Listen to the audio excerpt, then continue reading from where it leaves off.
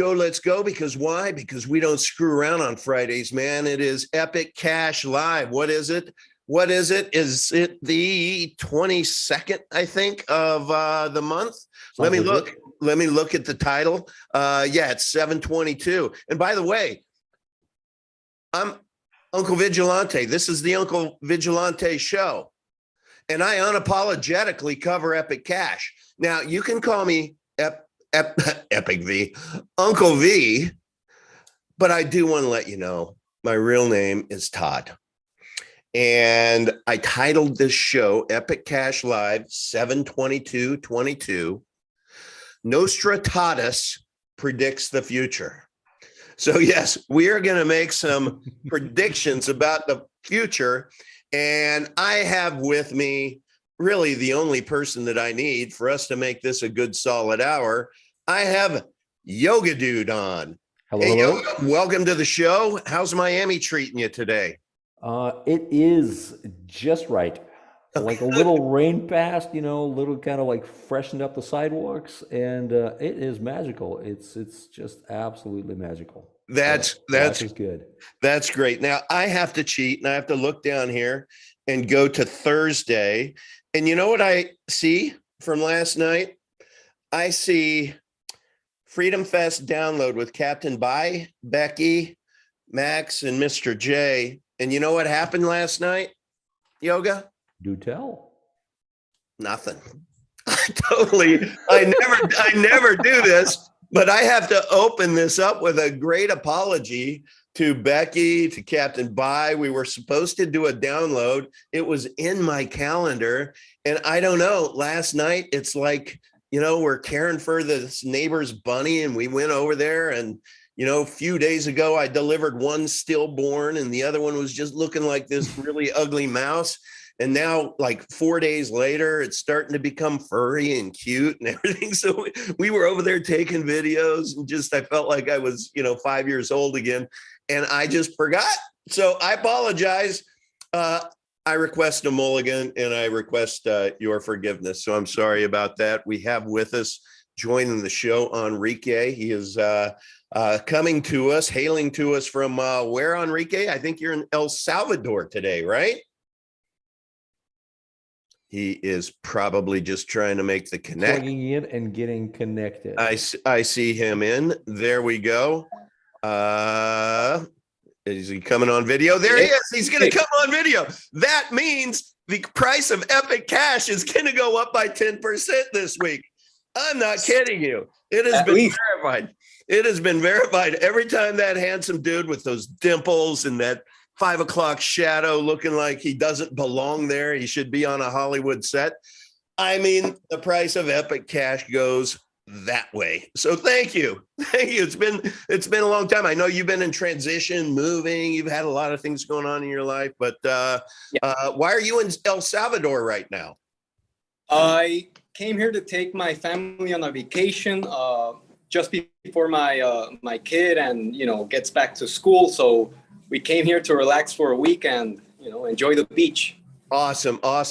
And I understand it takes you about from where you were to where you wanted to go. It's about a 5-hour drive, but you made the strategic decision yesterday to spend some more some quality time with your family in the car, and you like only went half as many miles an hour, right?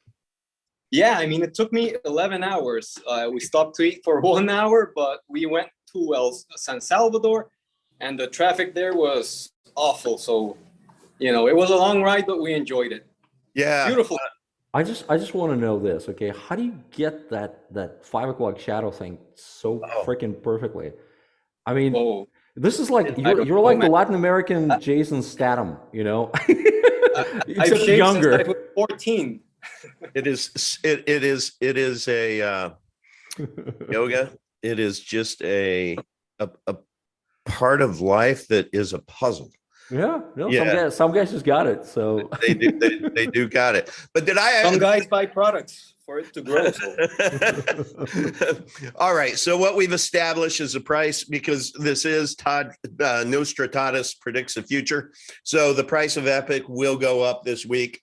Herein I deliver proof of Enrique showing his mug. Okay, everyone, this is going to be for all of you out there watching who may have been maybe crypto curious, maybe epic curious, but you're sitting on the sidelines, just kind of going like this, waiting, seeing, just observing. You may have some dry powder in the bank, but you're just not ready to pull the trigger. This is for you. Here's the deal. Okay, and we're going to unpack this. But inflation is not what they say, 9.8%. That is utter BS. And you guys all know it. Gas, food prices, your own operating reality. And we're going to talk about, Yoga and I are going to talk about what hasn't been priced into inflation a little bit later. But I'm talking to you that has your cash on the sidelines right now in the bank or in between your mattress. And let's just say it's 15% inflation. You know what that is in purchasing power year over year? That is what we call a guaranteed loss. So the question is, when you hit inflation of 15%, where are you and your money going to hide? Because it doesn't matter where it is, be it in the bank or between your mattress, or if you have one of these super secret safe rooms and you click your heels 3 times and Shazam, it opens up and there's all your beautiful green cash like Scrooge McDuck. Guaranteed 15% loss. I want to show you something because I was looking around and where are we? There it is. And I saw this earlier in the week, if you can see that. But this is just such an incomplete story. $1 worth of purchasing power. Dollars worth purchasing power of the US dollar. You can see how from it looks like 1900, the purchasing power that the Federal Reserve Act creates a central bank with the ability to manage the country's money supply. And you can see what has happened over the years with the purchasing power. Here, the US dollar becomes the world's reserve currency, and you see the purchasing power. Now back here it was $26.14 to buy I don't know. I just like this for the visual, but you can see the decline of purchasing power. Now this just goes to 2020. So I want to stop sharing the screen and I want to go over here to come on, mouse, to purchasing power. Here we go. Let me show you this screen now. Where are you? There we go. All right. Now, this goes to 2020 as well, but I wanted to see if we might together be able to, here we go. Purchasing power of the consumer dollar. Yoga, Enrique, what happened 2019, 2020 that you would see this like, I mean, this is a real steep, slippery slide here.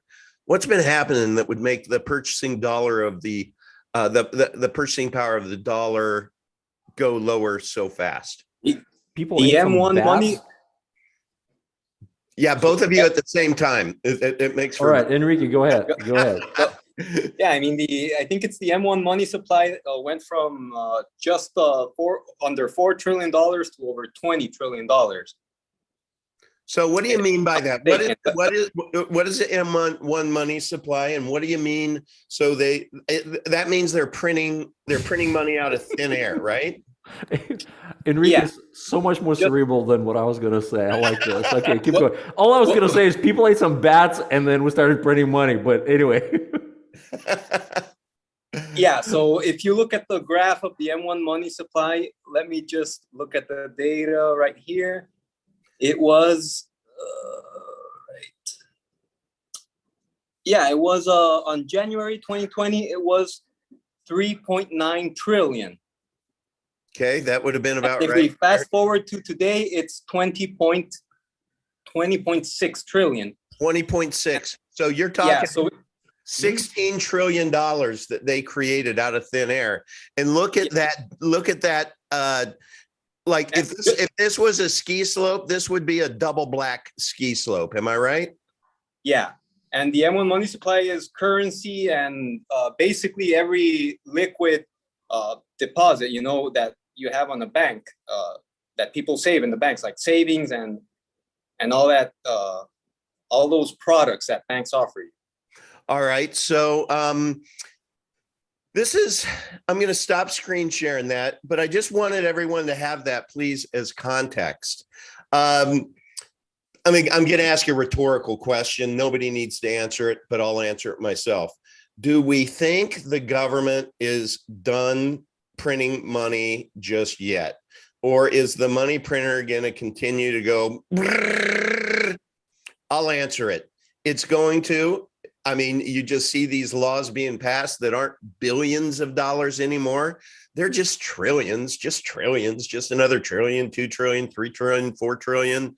You know, pretty soon it grows up to be real money. But this hasn't stopped. So they are on purpose. When we talk about a they, I want to show you guys something that I really, really encourage you to watch. And this is what got me thinking about the topic for today. I'm going to share my screen. I'm going to share the sound, and I am going to take this off mute. Now, I just want to this was released just a few days ago, but this guy, you know, it already has 16,000 views, but this guy has a really good take on the bankers' 100-year plan for the world government and how they, on purpose, with intent, 100 years ago, have been working towards a 100-year plan, of which that latter part is destroying currencies all over the world. US is probably going to be last, but you can see that they're doing that to us right now. To do what? To ultimately bring in a one world currency. We're going to get into that. But I just want to share with you a couple minutes of this. If you just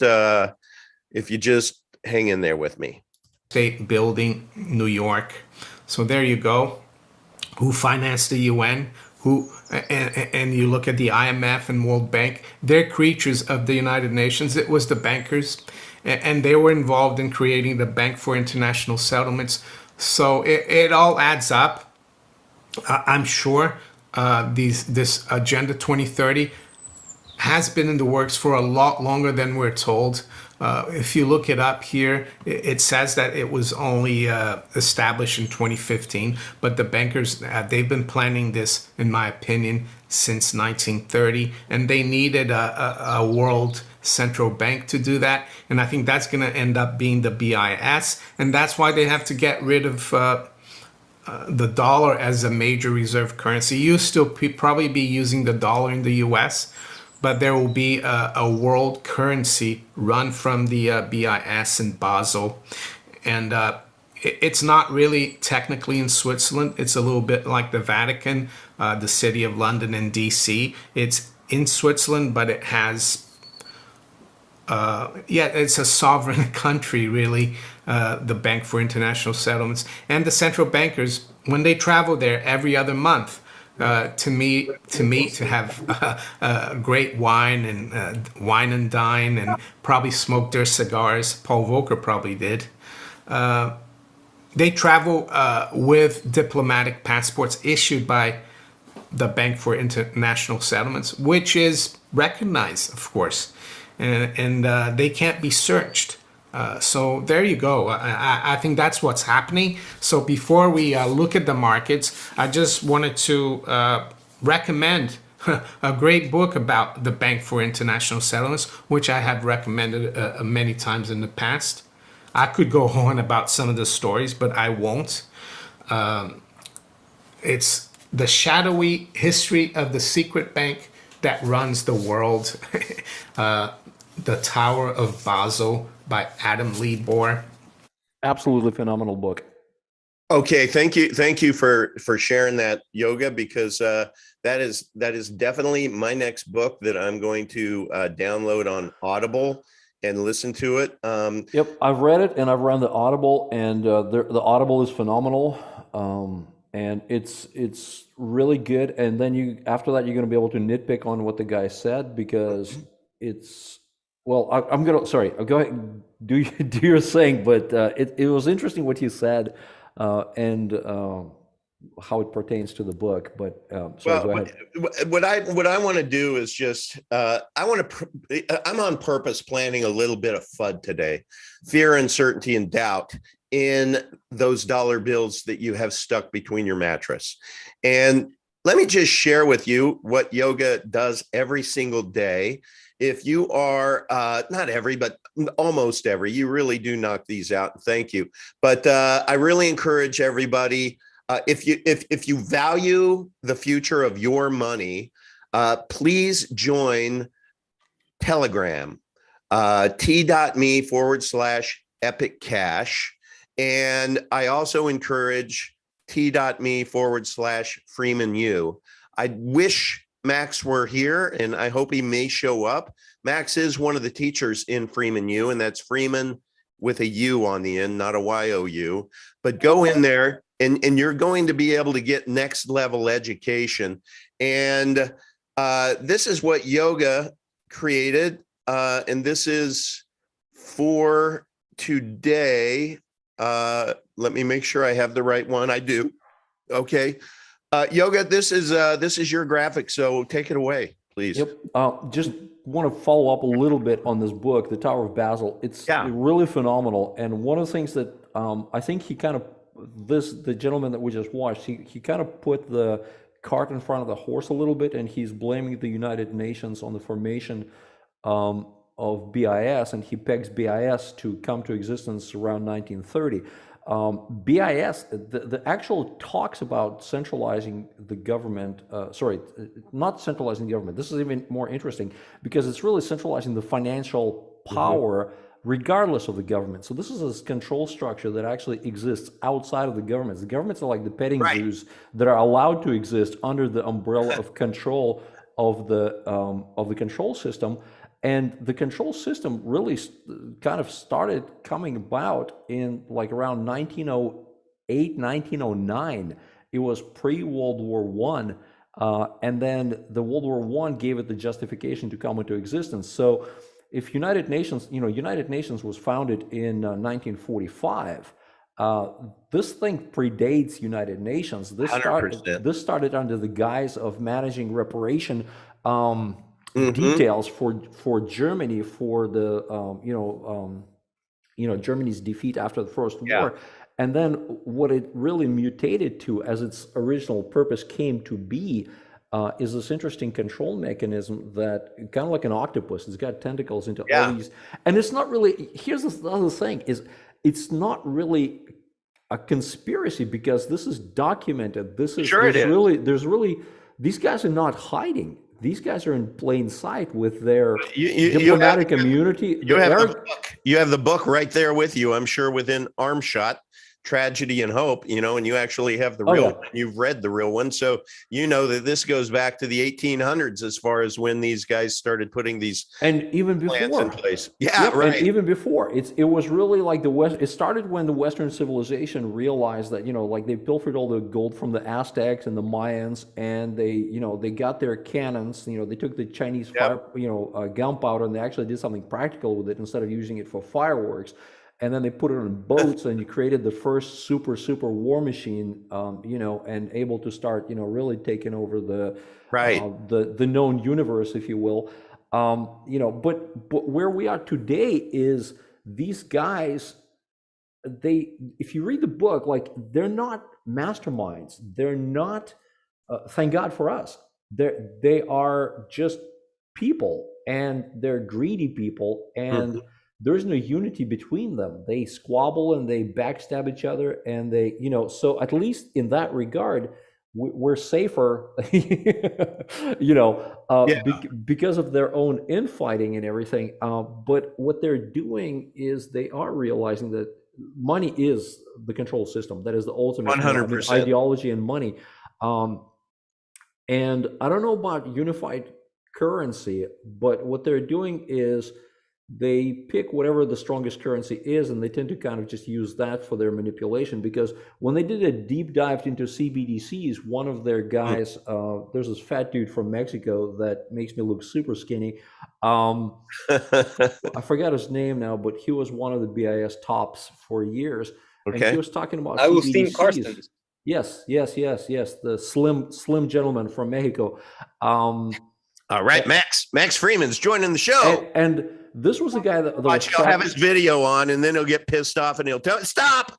See, and then he'll say, "Can you go cut that out, Max? I can't cut out video on live stream, so don't do that." I feel bad. I know you don't want to be on, but then Right, well, one of these days I'll learn. all right, you know what? I gave you the link for your wife to get the little thing that you stick on that you can slide across. And I'm on mobile. This is my cell phone. Oh, okay. All right. No worries. We love you, Max. I just want to. Hey, it's it's fine. I apologize for being late, but I promise it was for a good cause. Oh, I have no doubt. Your friend from the 646 area code just bent my ear for 50 minutes and said yes. Oh my God. Yeah, Oh, buddy. Okay. So if we're done swapping inside humor, I'll just look, guys. The bottom line, read the book. That's great. And then as far as the chart goes, it's really straightforward. I mean, it's all right there. Okay. Hey, Yoga, can I just the whole interrupt? Yes. Yeah. For the, I just want to put a book in my tee up, which is I wanted to discuss the dollar, because when I look at this, I think, okay, well, what if I had $1 a year ago? And I submit to you, and you can tell me if I'm wrong. I believe that dollar would be down 15% today. Uncle, just one observation with the chart that you pulled up previously about the purchasing power of the dollar since 1913, since the creation of the Federal Reserve Bank. Yes. Not only does that chart show how the purchasing power has gone down, but also you have to keep in mind that technology has gotten better. Therefore, creating products, services requires less manpower, and it's easier. You need less resources to do it. So you have to compound that to the fact that the purchasing dollar has gone down. You know, it should be cheaper to build a home today than it was 50 years ago. It is, but the dollar is just, you know. And also the chart, right? And that chart stops at 2020, and things as we talk about, you know, things have not really improved as far as the buying power of dollar in the last, you know, couple of years. So looking at the chart that I put up, which just disappeared somehow. Yeah, just because he referenced blah blah blah this, and I just want one final look at that where it says purchasing of the U.S. dollar 1913 to 20. Dollar's lost 97% of its purchasing power since 1913, and then but in the last 2 years, would it be safe to almost say that we're closer to 99%?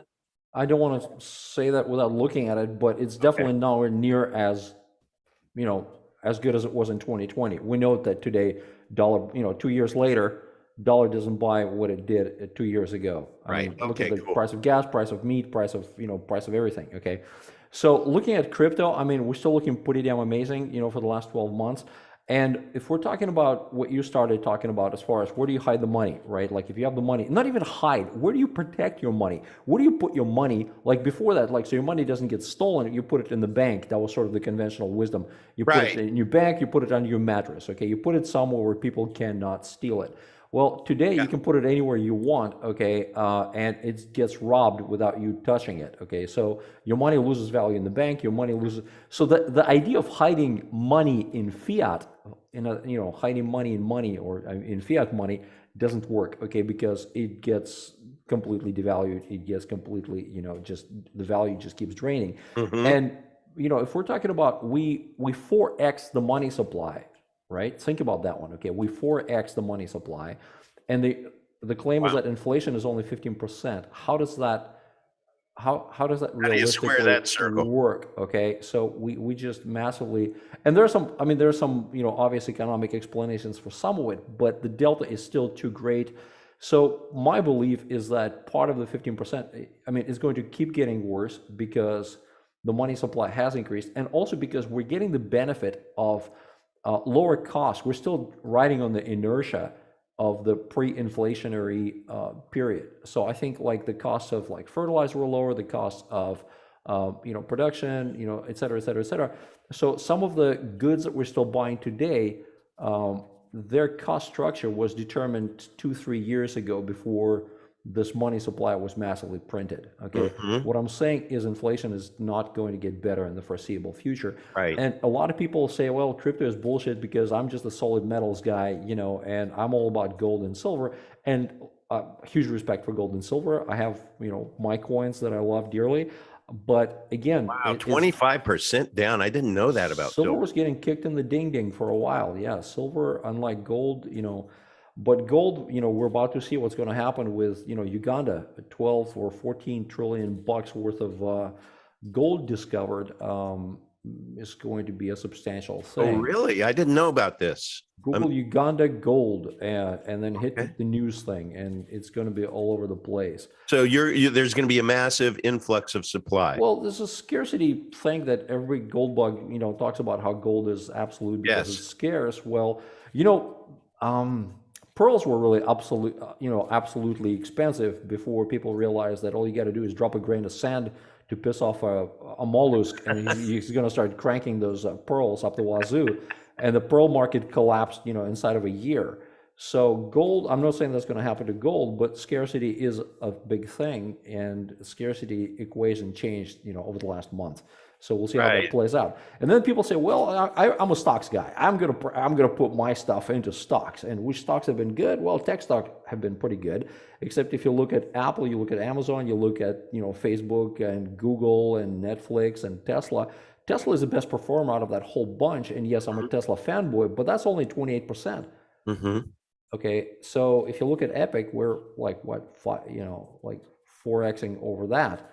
So that's what I looking love at. about this, Yoga, is that this is just math, right? Yeah. This is not shilling. This is reporting. Yep. And so for those paying attention, again, I dedicate this to those of you watching, and a couple of you know who I'm talking to, who have been ready to go through the last final bit of the process to take your BTC and acquire Epic Cash. There is no better time than yesterday. Well, except maybe today, because there's going to be tomorrow. And we're performing incredibly well. We're trading at just over $1. And at one point, our all-time high was 685. So I believe that we are at a point to where with all the force multipliers that are about to be released, we are like a coiled spring. And so this is my last time evangelizing. Get the spectators off the field. Okay. If you want to play and you want to preserve your purchasing power, then stop being a spectator. Get in the game. Put an oar in the water, as Max likes to say. So, Max, do you have any commentary on this chart before we go on?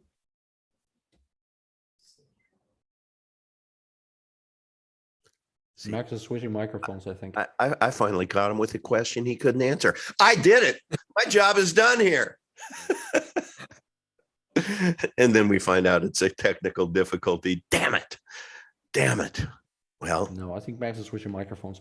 Oh no, sorry, I was on mute. My clicky my clicky keyboard. Sorry about that. No, nothing on the chart. But the reason I wasn't responding instantly, aside from the mute, was I was looking in my Telegram for a message from Diego. He told me a few days ago. I was trying to find the specific date. He's like, "Max, I'm finally ready to give you a firm date. 3 days. you can count on me in 3 days. And so I don't know which day that is, but it's getting pretty close. So That's awesome. I've been playing with his mobile wallet for a while now. It's amazing. He's a true artist. So we're getting extremely close. Can we talk about that? Because internally, I know we have, but I would really love to level set expectations for people. This mobile wallet is not going to be a magic mobile wallet where out of the blocks, you're going to be able to take your Epic tokens from Vite and be able to just send them into this Diego mobile wallets. Is it the Stack or the Stacks mobile wallet? Stacks. Stacks. Yeah, that's a great point. So this is a collaborative effort, and we get better through determining where the points of friction are that users encounter. That tells us what features are needed. So at the very beginning, the Stacks wallet will enable people to send transactions from the Epic chain to the Epic chain. Now, if you have your assets on Vite and need to get them off, then you need to get it off the Vite and onto Epic. And so we have the help desk for that, t.me/Epic Cash help desk. And over the course of a series of iterations, we'll make it easier and easier. Yeah. But there is that bit of friction between these different networks. So that means what you'd probably a first step would be to use the Pool Boy GUI 4.0 wallet, or how does it all work? Well, I mean, it depends on how people use it. So we'll just have to see. But I just wanted to go on record for all of you that because I have a memory elephant, an elephant memory, maybe even, and I remember when people have high expectations and it's not exactly what they thought. Out comes the ankle biting and a poo poo and see and whatever. So no, you're not going to be able to go from Vite and send to an address and they magically appear on the Stacks wallet. There needs to ultimately be an incorporation of some Epic box handshake there, which is being worked on. So it's just not there yet. But there are people like Yoga and Max and Enrique and people that are way smarter than me who know how to do that and are doing that, and some can teach us. And so again, Epic Cash help desk if you want to do that. And I want to do it. It's just I kind of want to wait for it to be released, like just a little while, so other people can say I can draft behind them, and they can say, yeah, I wasn't very smart either, but I did it. You can try with the coins. Don't test it with 10 Epic, 5 Epic. Right. So you can't lose coins in Mimblewimble, so you don't have to worry about that. But I think the Pool Boy GUI wallet, which is now on 4.0, if you haven't downloaded that, definitely give it a try, is a great example, because when he released the 3.0 beta, through his support in the help desk of people with their questions and things that they weren't able to get to work, or they had to find workarounds for, or had questions about, they helped improve the product because Pool Boy integrated their feedback into the next version. And so if we try to have a crystal ball and perfectly anticipate everything that people will need and think ahead of time, then we're probably going to miss stuff and not get it completely right. If we go here, like we have, a functional step that moves the needle forward and inches the ball down the field, we have progress. And then we go, all right, well, there's these 17 ways that we can make it better. Great. We have a hit list of small things, pebbles, as Todd Lewis calls them, to work on as we're pushing the boulder up the hill. And what we're really seeing here is that momentum builds or breeds momentum. We're starting to fire on all cylinders and put power on the ground and really get more done than. And what warms my heart is people like Pool Boy and and Diego and all of the people that are helping testing, that we have such a huge war chest as an Epic Cash volunteer community that everyone's just getting paid through the nose just to go through the process of putting their energy into making all these things. I am being sarcastic, people. So those of you, this is my little point saying we are a community of volunteers. So any of these things that are progressing, go in to Epic Cash, figure out how to get a tip bot. And it's kind of nice to be able to tip folks like Pool Boy and Rehar and other people who are actively working on helping your bag go like in that direction. So, all right, before thank you for reviewing those numbers. Hopefully that made an impact for those people on the sidelines. I want to show this, Max. And this is a tweet that I want to just say, I don't know if this is NGU technology. Number go up. Oh, number go up technology works thanks to absolute scarcity and an exponentially decreasing block reward. Unlike gold, you can verify the total supply of Bitcoin with a cheap full node. 21 million coins, no more, many less. Now, Where do I buy? Yeah, so obviously we have Interstellar Bit is a maxi. It looks like, but I would like, Max, for you to, because this is why people should go to t.me/FreemanU, because you basically, gave a master's class as to why this equation as it relates to BTC, Bitcoin Core, right? Why this dog doesn't hunt. And I know that, Yoga, you also are a math dude, and geez, Enrique, you're CFO. I'm the only one who, cheated in math. I still got an A, but I think I cheated a lot. So what do you say, Max? Yeah, so this used to be the case, and that is the design intention that Satoshi baked into the system. But unfortunately, that's not how it works in practice anymore. So I had Chris Sullivan, the founder of Hyperion Decimus, which is a quantitative fund that I think he said they did 1 million on-chain transactions in 2021, something like that. So he really knows the granular particulars of these markets very well through that experience. And according to his research, he thinks there's north of 50 million effective supply due to fractional reserve, rehypothecation, synthetic substitutes, all kinds of. Stop. Those are three things you just threw out, like everybody understands what they mean. So could you please educate us, because that's what this show's all about. All right, perfect. Yeah, thanks for that. So let's say you have your coins on Binance. Binance may have 1 million BTC, let's say, something like that. Well, if they know that over the course of the next month, they're not going to have to allow more than, customers are not going to want to withdraw more than 100,000, let's say 10% or 20 or whatever the number is. All right. They only keep on hand how many they need to meet withdrawals, and the rest, what do? They lend them out.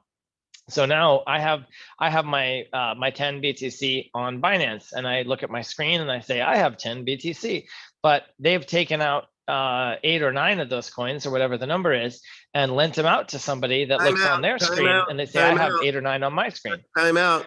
Can't you, through the chain analysis, see your Bitcoin always? And wouldn't there be a tell there saying that they're sending it to someone else without your approval? I don't understand. No, because you're only seeing the physical stuff. You're not seeing you're seeing a ledger in their database. You're seeing their database saying your account with us has 10 BTC. So it's you're not actually using the chain itself at all. So I donate 10 Bitcoin. They write me a little IOU that I see on my screen, but yet behind the curtain, they're taking 8 of those and they're lending them out to someone else. Exactly. And not only lending them out, they also invest in, they can invest that money wherever. Great so point. it's Three arrows capital. Tell us Yep. about Three Arrows. What did they do that they shouldn't have? Oh, we don't have enough time for that. But basically, people that are in charge of money for others tend to go and gamble with it. And then when they lose, they fold up shop. Yeah. The founders of that Three Arrows Capital were just apprehended trying to board a private jet in Dubai. And they spent $50 million on a yacht, a down payment for a yacht right before they blew up instead of repaying their loan. So that's the type of people that are in charge of your money when you leave it with these types of outfits. I think finance is probably among the best of them. By the way, I'm going to set up an Epic Fund Me for these people who got arrested for bars of soap that we can send over. Beautiful. Beautiful. You're clearly a caring human being, sir. I have empathy. And okay, by the way, can I just yes. to demystify this, because I know there's a lot of people who are not like math nerds and everything. I just want to demystify this particular equation. Okay, it's just a sigma. Okay, sigma is just a sum. So all you're doing is adding stuff up. Okay, so the I equals 0, that's where you're starting from 0. That's no halvings. Okay, and there's going to be 32 halvings in the life of Bitcoin, and there's 210,000. Okay, that's the actual coins released. You multiply that by whatever 50, which was the original maximum block, divided by 2 to the power of halvings. Okay, so what you have is for the first iteration, for the first era, you have basically 210,000 times 50. Then you have plus to that, you have 210,000 plus 50, times half. Okay, then you add 210,000 times 50 divided by 4, and so on and so on. That's all it is. So it's not really intimidating.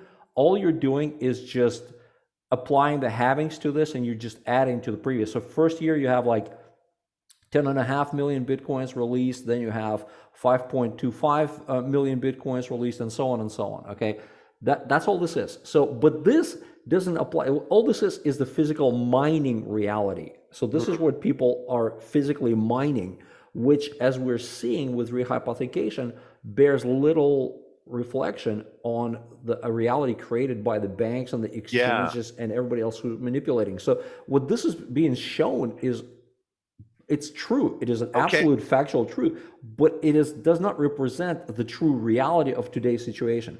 Okay. So to show this is completely pointless, because this is factual. This is how many being created. But how many, this is just like you're talking about how many, how much money there is versus how much banks are borrowing against that.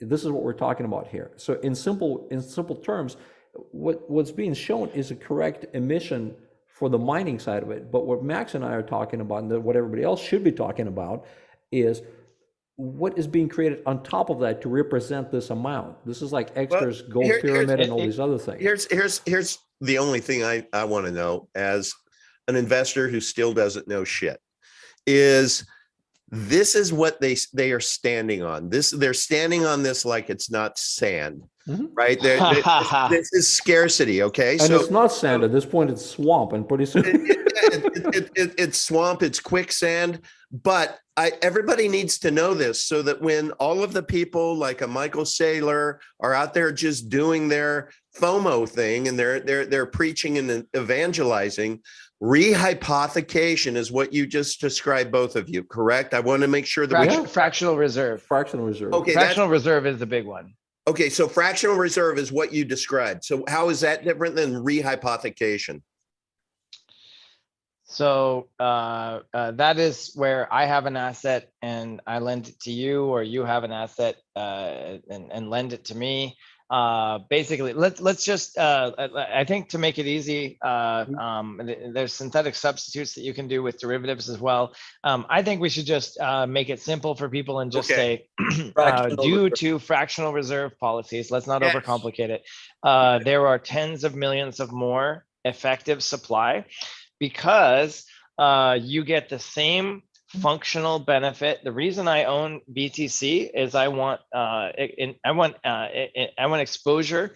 I want investment exposure to the direction of price performance of the asset. I don't care about using it. I just want the number to go up so I can get more dollars. So I can do that whether I have a coin on my ledger that I actually have in my possession that I know how to work with the network, or I can also get that exact same economic benefit if I leave my coins with Binance. So the fact that the use case for BTC is only as a store of value to get more dollars makes it vulnerable to effectively a form of counterfeiting and double spending.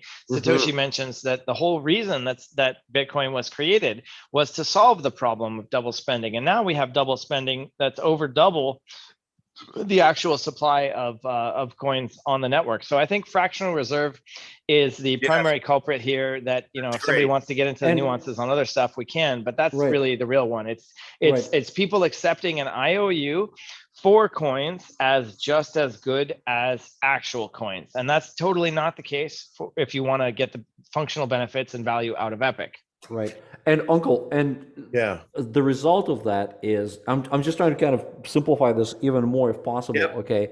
The result of this is that this formula and what the guy is talking about, in principle, there are these Bitcoins that have been minted. And if you're, let's say, a miner and you have it in your wallet, everybody's wallets will add up to this number. Okay.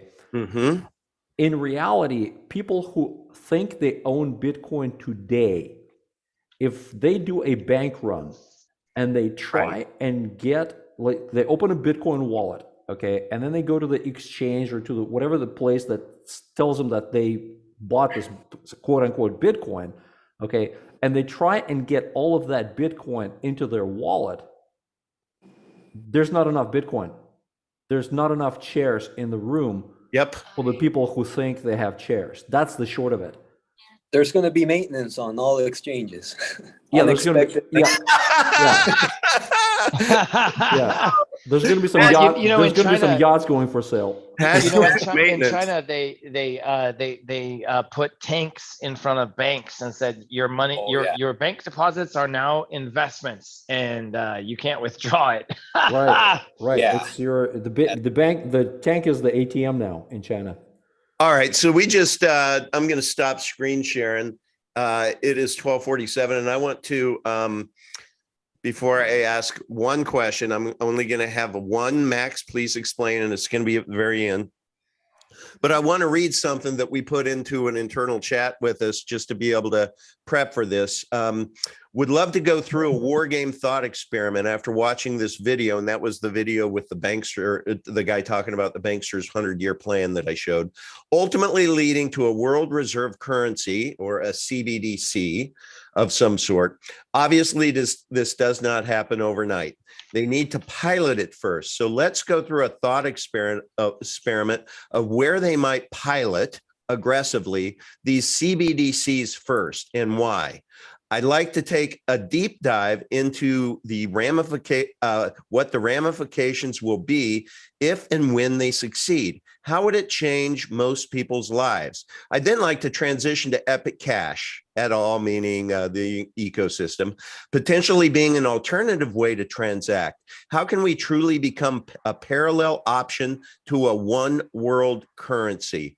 I think it would just be very thought-provoking, goal being to get people thinking about the why Epic Cash versus the when moon Epic Cash. Max, let me just give it to you first. Or you know what? Screw it. I'm going to take it on.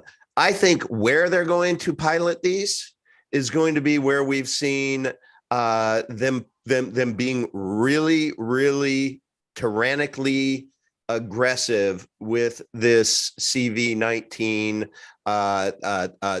the mandates. So Canada, New Zealand, Victoria, Australia, in those areas, because it seems like the puppets that are running the show there will do whatever the World Economic Forum or the central banks out there, the Druid Babylonian bastards. That's where I think they will start first. What say you, Max? Yeah. So, let me start my start my timer there. We're getting short on time. So I We hear can go crickets over. are We can I go hear over. crickets are delicious. Number one. um, Easy yeah, bugs. so people are easier to control if they don't have any money.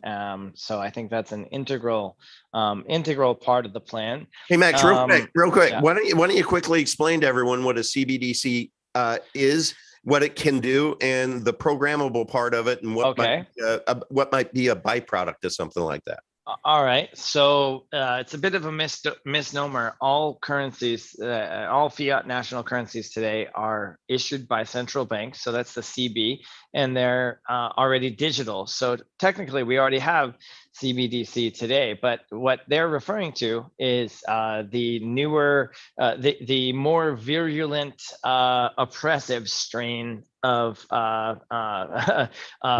currency that has necessary, useful, and desirable features from their perspective, not from a user perspective, like the following.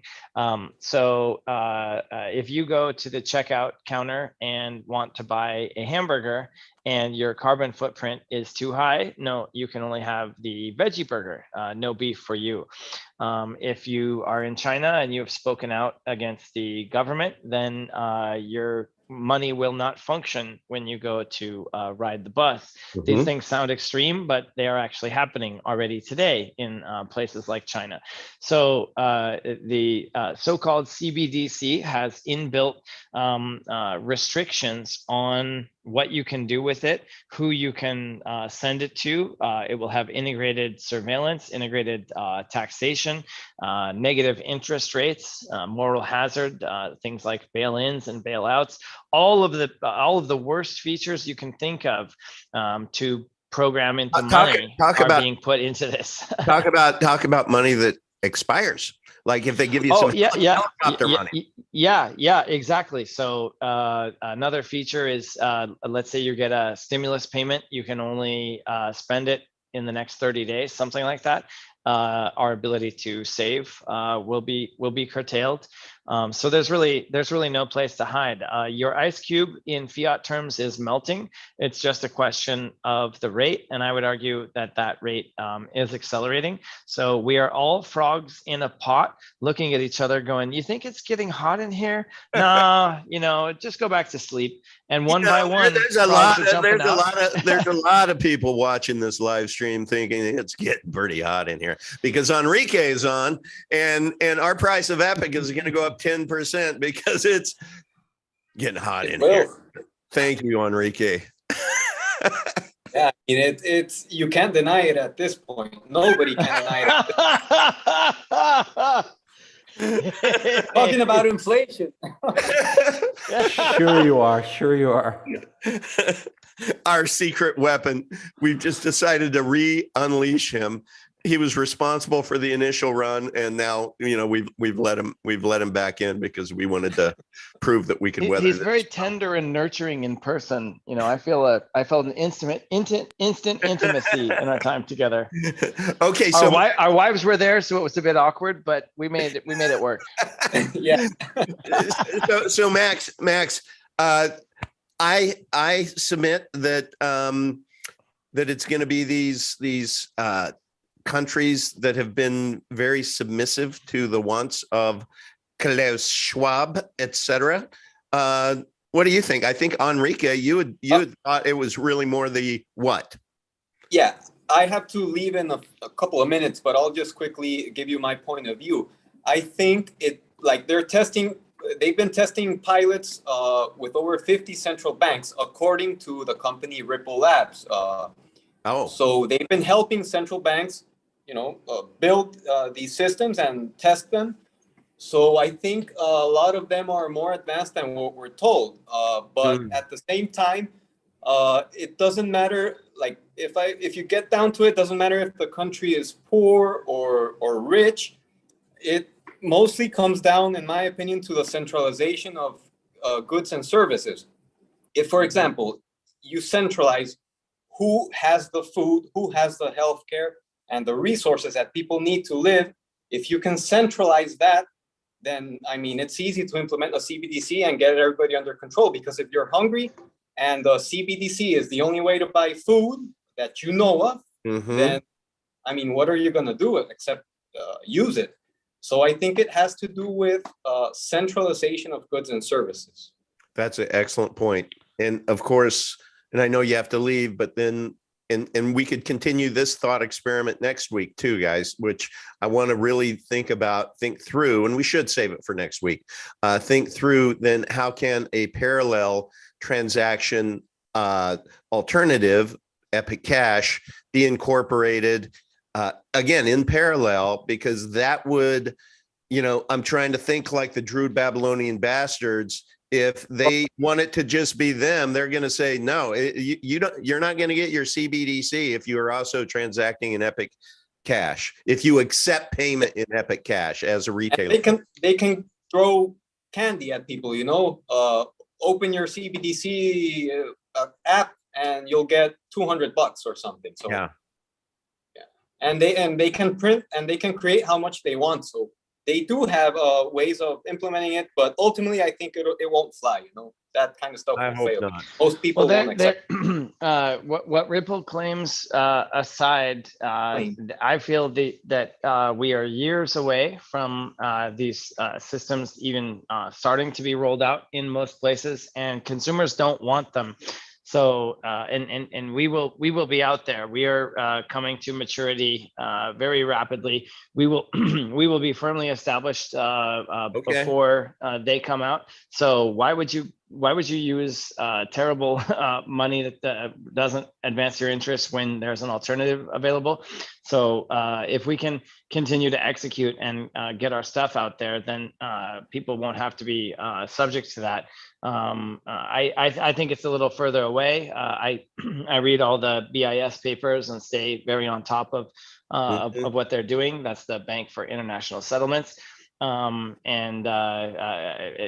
I don't think we really have to worry. I mean, if Epic didn't exist, then it would be pretty bleak, but thankfully it does, and EUSD is getting closer. So EUSD is the shield and Epic is the sword. War is coming, and thankfully we have the tools that everyone can arm themselves with. All right, it's 12:57, and I'm going to wrap this up with one Max, please explain question.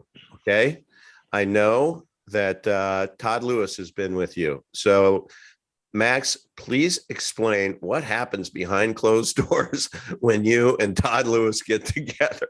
In Vegas. In Vegas. Great qualifier yoga.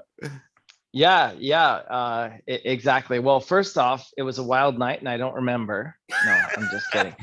But there was this lion that was in my I take the fifth. Yeah. We returned the tiger. We explained to the police, we made our amends. We had a lovely dinner with our wives. Todd and I sat at an IHOP for a few hours and we just brainstormed. So as an example, we figured out that we can encode Sumerian cuneiform. This is a little fun example.